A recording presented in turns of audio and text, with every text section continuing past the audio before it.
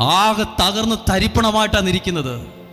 സത്യം പറഞ്ഞാൽ പക്ഷെ വചനം പറയുന്നത് ഉന്നതത്തിൽ നിന്നൊരു അനുഗ്രഹം വരുമ്പോൾ, ദൈവത്തിൽ നിന്നൊരു അനുഗ്രഹം നിന്റെ മേൽ ഈ വചനത്തിലൂടെ വരുമ്പോൾ, ഇന്ന് മരുഭൂമി ആയാലും അത് ഫലപുഷ്ടിയുള്ളൊരു വയൽ പോലെയാകും. പിന്നെന്ത് സംഭവിക്കും? വയൽ ഒരു കാടായി മാറും. നിറയെ മരങ്ങളുള്ള, അടുപ്പിച്ചടുപ്പിച്ച് മരങ്ങൾ നിൽക്കുന്ന ഒരു വനമായി അത് മാറുമെന്ന്. അത്രയും വലിയ മാറ്റങ്ങളെ കൊണ്ടുവരാൻ സ്വർഗത്തിൽ നിന്ന് വരുന്ന ഒരു അനുഗ്രഹം നിന്റെ മേൽ വന്നാൽ മതി. ഒരു വചനം നിന്റെ മേൽ വരുമ്പോൾ നിന്റെ അവസ്ഥകൾക്ക് തടസ്സങ്ങൾ മാറി അനുഗ്രഹം ഉണ്ടാകാൻ തുടങ്ങും. എല്ലാവരും ഒരു നിമിഷം ശ്രദ്ധിച്ച ഈ വാക്കുകൾ ഒരു കുഞ്ഞു വാക്കാണ്. ഇപ്പോൾ നമ്മുടെ നാട്ടിൽ ഭയങ്കരമായി കാറ്റടിച്ചു എന്നിരിക്കട്ടെ.